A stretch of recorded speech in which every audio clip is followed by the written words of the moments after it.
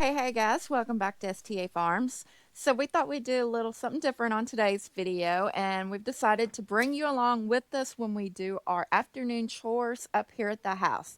Now I've already gone down to the barn and taken care of the cattle, but we've got videos of feeding the cattle already posted, and we're going to do that again in the future. So you're not missing out on anything. So little man here is already getting my eggs for me, but right now, okay, so right now I'm gonna head in and get the feed for the chickens and the pigs.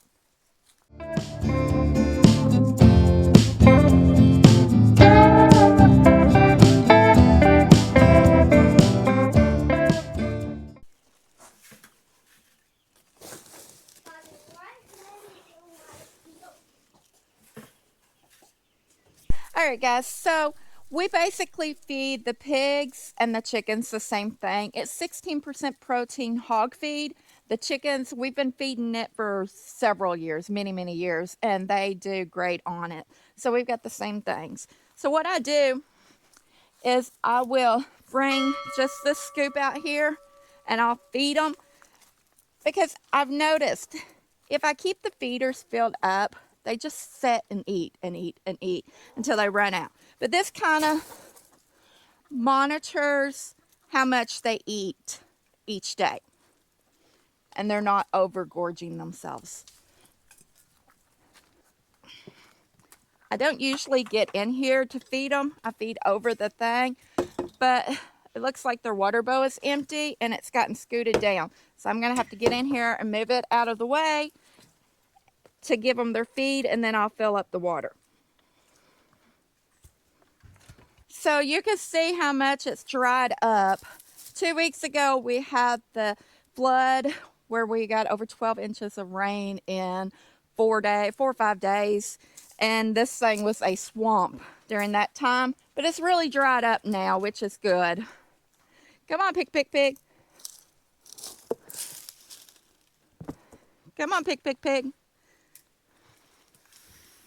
Come on, pig. Good girls. Come on. Sook. Pig. There you go. Good job, pig. As long as it's dry, I may try to start coming in here to feed like this, getting them closer, used to being close to me. That way, if we decide to keep the two and breed them, then they're used to us already. And we got our helper. It don't go in the bowl. It goes down right here. I got to put water in that bowl. Thank you so much. Can you carry this bucket for me? Thank you. You're such a big helper.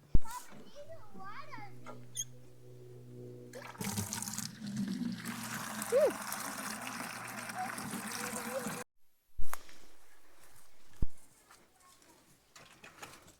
Easy, pig. Easy, pigs. Easy, pigs.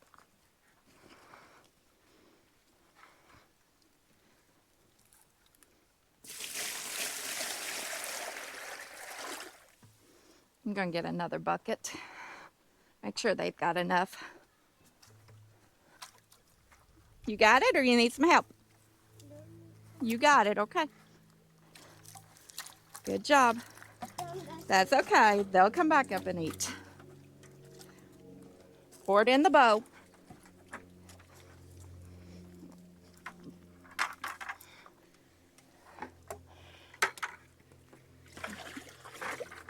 Oh my goodness, you're such a big help. You're going to help me with this? Ready? Let's get it.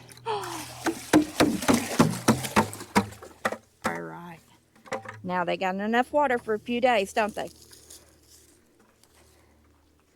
Don't play in the water. All right, so I got to make sure I close the gate back.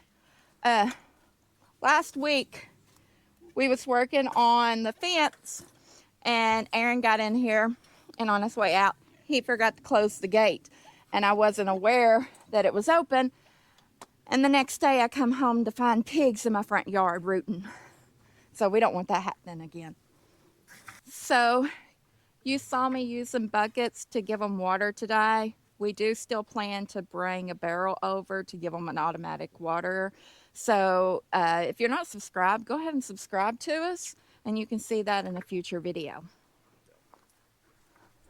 Next, I take care of our teenage chickens here in the coop. So they should have plenty of water and feed, but I like to check on them every day.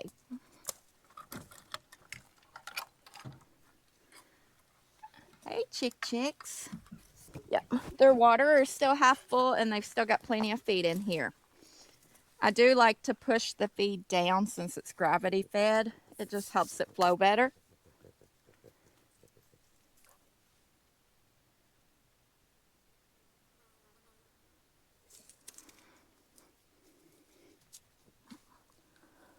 All right, and my last chore up here at the house is going back into the garage and taking care of the meat birds.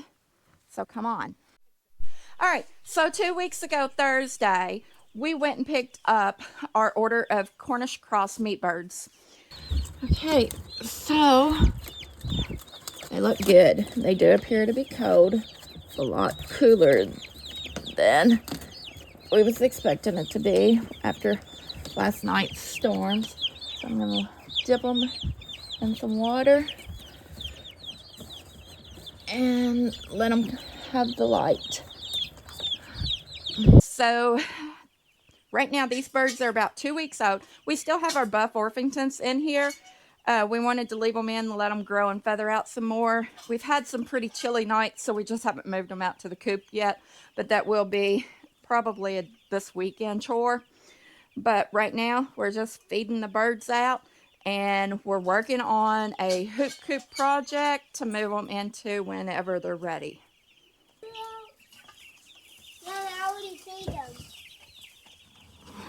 Well, Nanny's giving them more feed. You be careful with.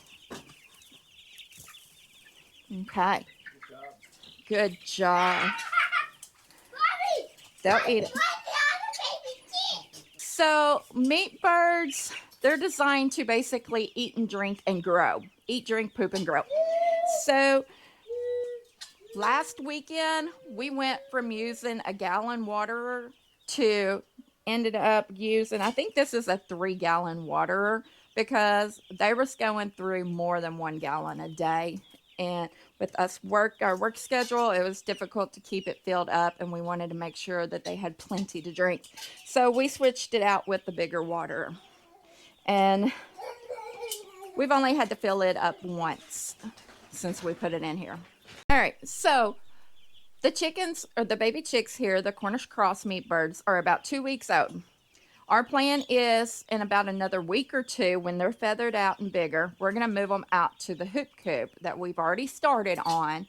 And then we're going to move them along on the grass to let them forage and grow better then. We'll still feed them grain, but they can forage as well. So come on out here and let's check out our hoop coop. All right, so here is the start of our hoop coop. It's not finished. We've got more to do to it, but our first part, or video number 1, will be coming out this Sunday. So be sure to look for that and see how we've got this started.